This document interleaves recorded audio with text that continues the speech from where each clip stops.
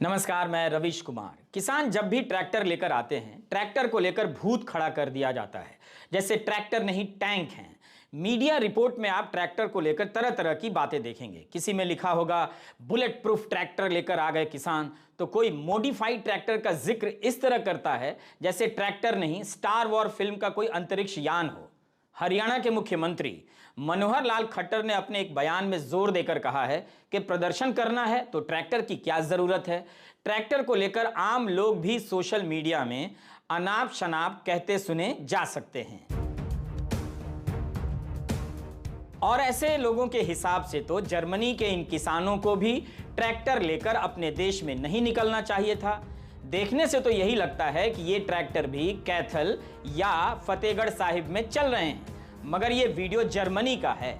जनवरी के महीने में जर्मनी के किसान अपनी मांगों को मनवाने के लिए ट्रैक्टर से ही बर्लिन की तरफ निकल पड़े, लेकिन वहां की सरकार ने तो ट्रैक्टर को टैंक समझकर सड़कों में गड्ढे नहीं खोदे, कीले नहीं गड़वाई और सीमेंट की दीवारें खड़ी नहीं की। जबकि आप देख सकते हैं कि जर्मनी की ये ट्रैक्टर कितने भीमकाय हैं। जर्मनी के किसानों ने भी ट्रैक्टर से सड़क जाम कर दिया था, हॉर्न बजाकर विरोध दर्ज कराने लगे। किसानों को आशंका थी कि दक्षिणपंथी सरकार सारी सब्सिडी बंद कर देगी। इस आशंका को लेकर प्रदर्शन शुरू कर दिया। जर्मनी के किसानों को टैक्स पर 2 प्रकार की छूटें मिल रही थी, जिससे हर वर्ष समग्र रूप से उन्हें करीब 1000 मिलियन यूरो की बचत हो रही थी। किसानों का कहना था कि अगर ये छूट वापस ले ली गई तो वे खेती के पेशे से बाहर हो जाएंगे। यानी जर्मनी के किसान अपनी सरकार से सब्सिडी मांग रहे हैं, कह रहे हैं कि इसके बिना इस कारोबार में टिक नहीं सकते और ट्रैक्टर लेकर निकल पड़ते हैं। फिर भारत के किसान ट्रैक्टर लेकर निकल गए तो कौन सी बड़ी बात हो गई।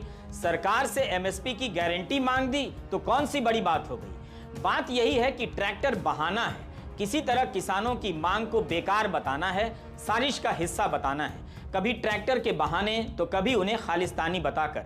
हालांकि जर्मनी में भी किसानों पर आरोप लगा कि दक्षिणपंथी चरमपंथी उनका इस्तेमाल कर रहे हैं, लेकिन वहां किसानों पर अतिक्रमण या अत्याचार नहीं हुआ। सरकार को किसानों से बात करनी पड़ी। ट्रैक्टर को लेकर भारत के मीडिया और सोशल मीडिया में जिस तरह से धारणाएं फैलाई जा रही हैं वो विचित्र है। सड़कों पर कीले गाड़ देना भी बता रहा है कि ट्रैक्टर को लेकर प्रशासन में कितना भय है। दैनिक जागरण की रिपोर्ट की कुछ लाइनें पढ़ रहा हूं, जिससे पता चलेगा कि ट्रैक्टर को लेकर मीडिया और प्रशासन क्या लिख रहा है, कह रहा है। हरियाणा के गृह सचिव TVSN प्रसाद ने पंजाब के किसान संगठनों के दिल्ली कूच के मद्देनजर हाईकोर्ट में दाखिल स्टेटस रिपोर्ट में बेहद चौंकाने वाली जानकारी दी है। चौंकाने वाली जानकारी जागरण लिखता है। आगे कहता है कि हरियाणा सरकार ने कोर्ट को बताया कि उनके पास ऐसे इनपुट हैं कि हजारों की संख्या में आंदोलनकारी मॉडिफाइड ट्रैक्टर ट्रॉलियों में हथियारों के साथ दिल्ली में डेरा डालने की व्यवस्था के साथ चल रहे हैं। ये संगठन संसद का घेराव कर सकते हैं। थोड़ा करीब से आप भी भारतीय किसानों के ट्रैक्टर को देख लीजिए, झांक लीजिए। उनका जीवन इसी ट्रैक्टर में, इसी ट्रैक्टर की ट्रॉली में गुजरता है, तो जाहिर है उन्होंने इसकी सजावट और बनावट अपने हिसाब से की है और काफी बदलाव किए हैं। बड़ी बड़ी ट्रॉलियां बनाई गई हैं और उन ट्रॉलियों को घर में बदला गया है। इस ट्रैक्टर के ट्रेलर को आप भीतर से देखिए, खुला है, बड़ा भी लग रहा है, लेकिन क्या ये किसी अमीर या करोड़पति किसान का ऐशगाह है? बिल्कुल नहीं है। इनमें बैठे इन किसानों की हालत भी देखिए, इनके चेहरे देखिए, कपड़े देखिए, जज्बा भी देख लीजिए। क्या ये कहीं से खतरनाक नजर आते हैं? किसानों को अनुभव से यह सब पता है कि ट्रैक्टर का इस्तेमाल कैसे करना है। जैसे इस ट्रैक्टर में आप देखिए, हफ्तों का सामान लादा गया है, खाने पीने की चीजें हैं, रसोई गैस का सिलेंडर है, बर्तन है और ट्रॉली के भीतर सोने के गद्दे लगाए गए हैं। जिन्हें धरना प्रदर्शन के दौरान सर्दी की रात खुले में गुजारनी है, वे अपने लिए कुछ तो इंतजाम करेंगे, मगर ट्रैक्टर के इनके इस्तेमाल को इस तरह से पेश किया जा रहा है जैसे किसान कभी ट्रैक्टर से रैली करने निकले ही ना हो। कितने ही किसान आंदोलनों में किसान ट्रैक्टर लेकर जाते रहे हैं, लेकिन कभी इस तरह से ट्रैक्टर को लेकर भूत खड़ा नहीं किया गया है। किसानों को भी ट्रैक्टर समझ लिया गया है। उन्हें ट्रैक्टर के बिना देखने का फिर से अभ्यास किया जाना चाहिए। ट्रैक्टर किसान का साथी है, उसका टैंक नहीं है। इसे लेकर वे राज्य से अपना हक मांगने सड़क पर आए हैं, राज्य पर हमला करने नहीं निकले हैं। उन्हें भी पता है कि इस ट्रैक्टर की ताकत एक सीमा तक ही है। तभी तो जहां पर बैरिकेड लगे हैं उसके पास किसान अपना ट्रैक्टर अपनी ट्रॉली का डेरा डालकर शांति से जम गए हैं। सत श्री अकाल। दुध पियो लंघांगे जित के मुड़ांगे, वापस मुड़ते नहीं, चाहे जान निकल जोरी नहीं उरी जान देकर जाएंगे। है बुलेट प्रूफ, ये बुलेट प्रूफ ही है, ये वाटर प्रूफ भी है, बुलेट प्रूफ भी है। ये लग तो नहीं रहा है यही है। हाँ यही है बुलेट प्रूफ, गोली नहीं लगूगी इसके। ਦੇ ਵਿੱਚ ਨਾ ਕਿ ਸਾਡੀ ਖੱਟਰ ਨਾਲ ਬਾਕੀ ਹਾਈਵੇ ਇਹ ਸਰਕਾਰ ਨਹੀਂ ਬੰਦ ਕਰਨੀ ਚਾਹੀਦੀ। ਇਹ ਸਾਨੂੰ ਪੰਜਾਬ ਦੇ ਇਹਨਾਂ ਨੇ ਬਾਰਡਰ ਲਾ ਕੇ ਇਹ ਕਰਾਤਾ, ਉਧਰੋਂ ਪਾਕਿਸਤਾਨ ਦਾ ਬਾਰਡਰ ਲੱਗਿਆ ਹੋਇਆ, ਇਧਰੋਂ ਖੱਟਰ ਹੁਣੀਆਂ ਨੇ ਲਾਤਾ। ਇਹ ਸਾਨੂੰ ਪੰਜਾਬ ਨੂੰ ਪਿੱਛੇ ਛੱਡਣਾ ਚਾਹੁੰਦੇ, ਪਰ ਅਸੀਂ ਨਹੀਂ ਦਬਾਂਗੇ, ਦਬਾ ਕੇ ਛੱਡਾਂਗੇ ਦਿੱਲੀ ਸਰਕਾਰ ਨੂੰ।